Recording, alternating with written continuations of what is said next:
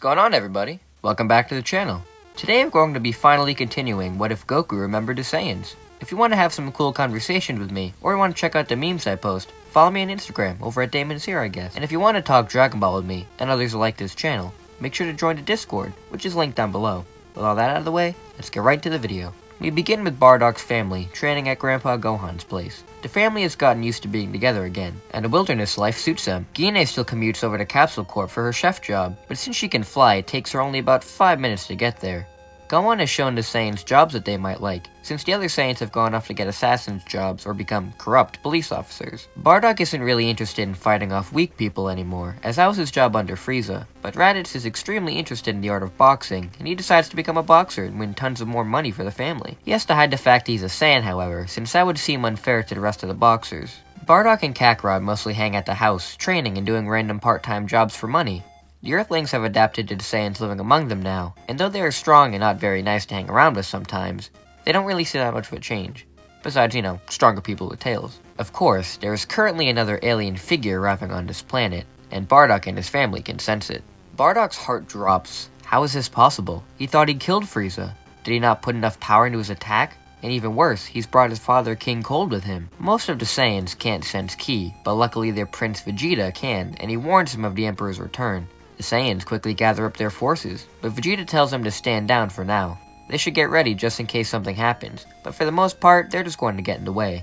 There is one Saiyan here that would be helpful, however. Vegeta goes down into the prison chambers and makes sure to remain in a calm mood when greeting the Saiyan. Vegeta greets Broly and tells him that they're going to need his help if he wants revenge on Frieza. Hearing Frieza's name makes Broly's blood boil, but before his energy can rise even more, the electric shock collar shocks him and he powers down. Vegeta takes Broly out of the cell, and they go off to find Frieza. Bardock, Kakarot, Raditz, Gine, Nappa, Vegeta, and Broly arrive at the battlefield to confront Mecha Frieza and King Cold.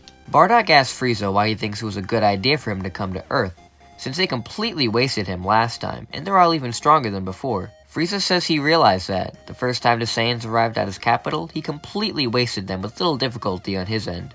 But 1 year later, they happened to return, and somehow increased their powers tremendously. All with just 1 year of training. So, he decided to bite the bullet and train himself, since it seemed so effective for the Saiyans. Mecha Frieza powers up, unleashing a gigantic wave of energy. He's leagues ahead of where he was a couple of months ago. What kind of training did he do? All the Saiyans power up into their Super Saiyan forms, and rush the mechanized Emperor. But somehow, Frieza is able to take them all on at once, with little difficulty. Bardock is extremely concerned now, as Frieza is too strong for any of them. He transforms into his wrathful Super Saiyan form and begins to battle Frieza himself. Frieza notices this great buff in power, but he's still able to keep up very well.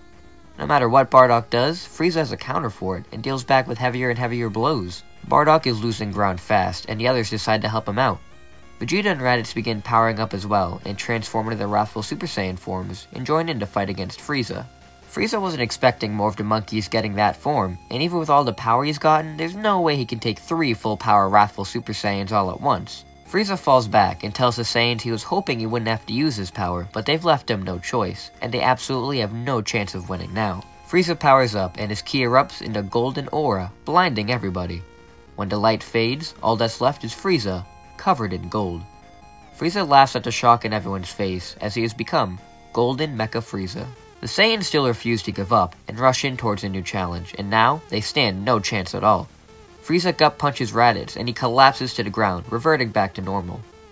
It took Vegeta longer to go down, but he too was put in his place by the Emperor. Bardock is the last man standing, but only because Frieza has a specific score to settle with him, and he's basically torturing Bardock. Kakarot knows that this isn't going to end well, so he decides to bite the bullet and take the restraints off of Broly, and reminding him of what Frieza did to his father. Broly instantly explodes into his Super Saiyan form and rushes towards Frieza. Frieza is caught off guard by Broly and begins to get pummeled. Broly's strength increases rapidly, allowing him to catch up to Frieza's level in no time. Except, Frieza has a better handle on his golden form now that he has his mechanized body. He had to do even harder training to maintain the power of his golden form without destroying his cybernetic upgrades, so he is pretty similar to true Golden Frieza from Super, just much weaker. Again, he wasn't able to maintain the full power of Golden because his mecha form was slowing him down in terms of progress. This Golden Frieza is still insanely powerful, but nowhere near the level of the actual Golden Frieza in canon. That's why Broly is able to catch up so fast. While Broly is holding off Frieza, Gine goes around giving the other Saiyans Senzu beans, waking them up and giving them a Zenkai. Of course, even with this Zenkai, it's not enough to take Frieza down. Bardock tells the others that they're not going to win this fight by themselves, and they're going to need a whole lot of energy to completely destroy Frieza. Bardock looks over to Kakarot and tells him that he thinks it's time for him to unleash another Spirit Bomb.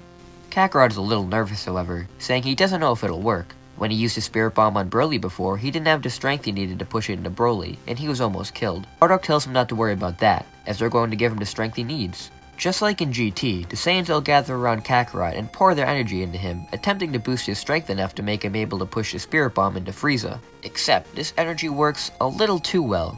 We have Bardock, Gine, Vegeta, Nappa, and Raditz giving Kakarot their energies. And if my memory serves me right, that's the same number of Saiyans used for the God Ritual. That's right. Without even meaning to, Kakarot has become the Super Saiyan God. The others stare in awe at what just occurred.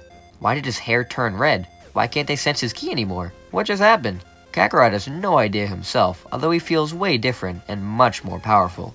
King Cold notices his transformation to Saiyan achieved, and doesn't want Frieza going up against a new Saiyan form, so he goes over to battle Kakarot in his final form. Bardock notices Cold approaching and powers up into a wrathful Super Saiyan to hold him back.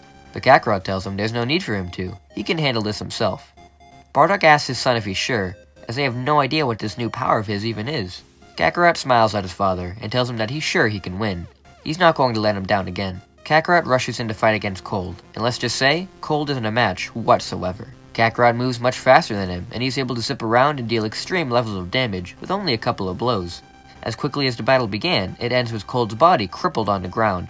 Kakarot looks at himself and smiles. This new power, it's amazing. You could defeat Frieza with this if he tried. Kakarot tells the others they can finish off Cold. He's going to go help Broly against Frieza. Kakarot enters the battle alongside Broly and starts going at it with Frieza. Frieza is shocked to see the Saiyan child coming in and dealing stronger blows than the others. Plus, seeing Frieza be put in his place actually kinda snaps Broly out of it. Kakarot and Frieza are having a gigantic clash, with heavy blows being dealt by both of them.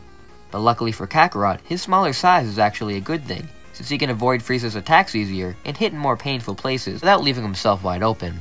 Kakarot is also going about this fight with a strategy, mostly aiming for Frieza's robotic parts, which aren't as durable as his actual body. With his mechanized arm and legs malfunctioning now, Frieza can barely move, and he reverts back to normal. Right when Kakarot is about to finish Frieza off, he reverts back into his Super Saiyan form, shocking everyone. Frieza smirks and uses this as an opportunity to blast the Saiyan out of existence. Frieza fires a beam at the Saiyan, but Kakarot easily deflects it. Frieza wonders how that can be possible.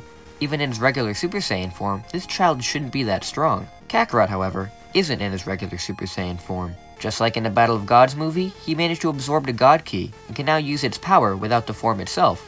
Frieza apologizes to Kakarot and begs for mercy, saying he can change and he'll leave the planet. Kakarot is obviously disgusted by Frieza, and tells him that he doesn't deserve mercy for all the pain he's caused on the Saiyans and every other race in existence. He isn't going to accept his apology, and fires a full-power spirit cannon at Frieza, and this time, he's successfully obliterated. Real quick, I'm sure a bunch of you are saying that Goku wouldn't kill Frieza because he doesn't kill his enemies. Well, he actually does in dire circumstances. He killed King Piccolo and killed Frieza on 2 separate occasions, and Kid Buu. Kakarot knew that Frieza hadn't changed, and that he'll never change. He's caused too much havoc on his life, and he isn't going to let that monster live any longer.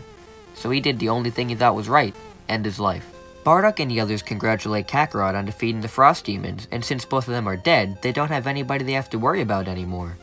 Broly has flown off during the battle, but the group don't worry about him for now, and they'll find him later.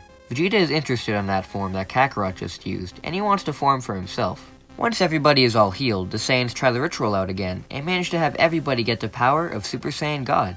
The Saiyans all begin training in this form to make sure that they are prepared for any new threat that could threaten their lives. Meanwhile, Piccolo and his 2 Saiyan comrades have finally arrived on Namek. We're going to be covering Namek though, next time. I hope you guys enjoyed this video, and I'm looking forward to seeing you guys in the next one. So, until we meet again guys, see you later!